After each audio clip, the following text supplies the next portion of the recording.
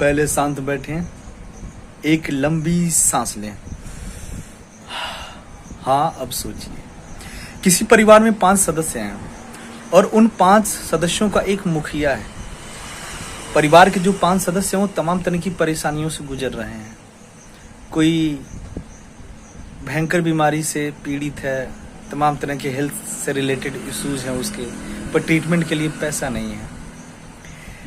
किसी को पढ़ना है पर आर्थिक रूप से उसको वो सक्षम नहीं है, या फिर अपने गार्जियन से, जो परिवार का मुखिया, उससे कह नहीं पा रहा है। कहेगा क्या? क्योंकि उसे पता है ना कि मिलेगा नहीं।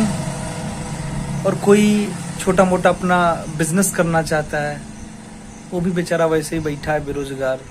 वो भी जानता है कि कुछ मिलने वाला नहीं है, फिर भी परिवार के सदस्य उस परिवार में हैं, उस मुखिया के साथ हैं। और कब तक आखिर?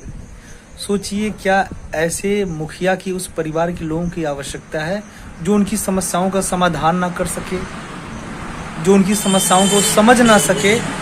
ऐसे गार्जियन के रूप में कोई हो सकता है, या आपका बाप हो सकता है, आपका बड़ा भाई हो सकता है, आपकी माँ हो सकती है, कोई भी हो सकता है।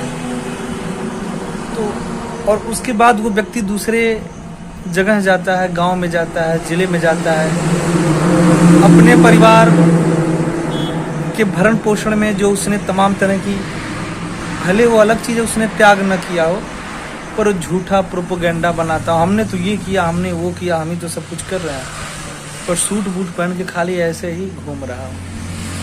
तो आपको क्या लगता है, ऐसे लोगों को, ऐसे परिवार के रख रखाव के लिए जिम्मेदारी देनी चाहिए, या फिर उनको उनके पद से, उनके कर्तव्यों से उन्हें मुक्त कर देना चाहिए?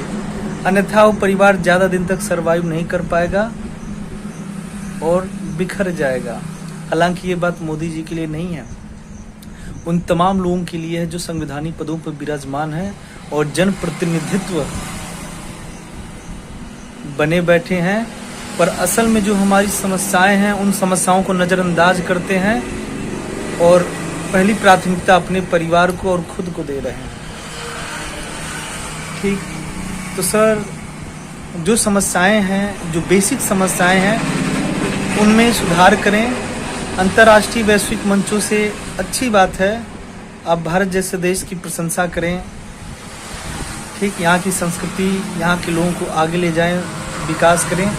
और जो वास्तविकता है यहाँ के लोगों का, यहाँ के किसानों की जो हाल है, यहाँ के गरीबों की, मजदूरों की, यहाँ के विद्यार्थियों की, 10-10 साल से लोग तैयारियाँ कर रहे हैं, नौकरी नहीं मिल पा रही है। और जब कभी आप उनसे बात करेंगे ना, तो आप हैरान हो जाएंगे जान के कि वाह, इतना स्पष्ट, इतनी क्लैरिटी इनकी विचारों में, ये नौकरी नहीं पा रहे हैं।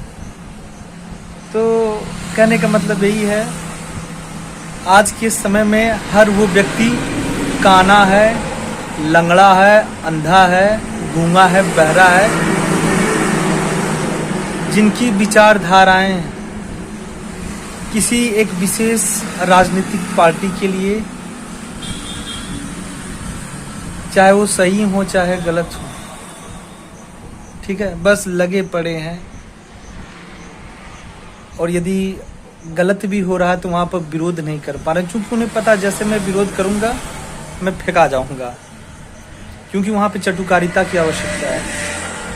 आप देख लीजिए ना, हमारे देश में जिन लोगों को जिम्मेदारियाँ दी गई हैं कि भैया आप बेहतर बनाएं, आप सच लोगों का सामने लाएं, आज वो क्या है, वो उनके ऊपर इतनी ज़्यादा कानून की बंदिशें लगा दी गई हैं ना, कि उसी में वो मेंटली एकदम डिस्टर्ब हैं और पूरी तरह से एक विशेष राजनीतिक पार्टियों के द्वारा उन्हें फंडिंग किया जा रहा है, प्रलोभन दिया जा रहा है, और यदि आप उस घेरे में नहीं आ रहे हैं तो आपको बर्बाद कर दिया जाएगा।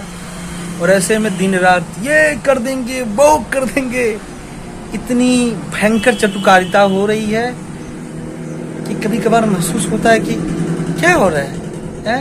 यही है the fourth pillar of our nation, the fourth pillar of democracy.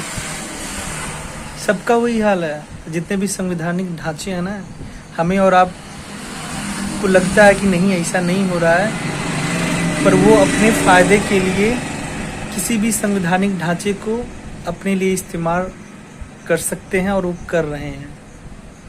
तो विशेष रूप से जानते हैं किसी राजनीतिक पार्टी के लिए नहीं है, ये मेरे देश के अवाम के लिए है, मेरे देश की जनता के लिए है कि वो समझें इस बात को, महसूस करें इस चीज़ को।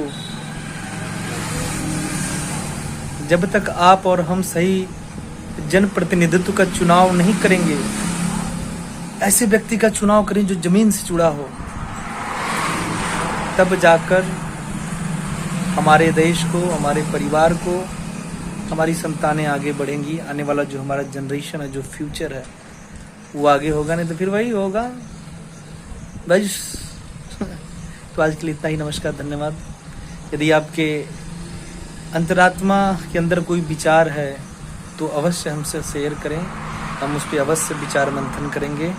और कृपया अभद्र भाषा का आप लोग प्रयोग ना करें, क्योंकि आपका मैं छोटा भाई हूँ।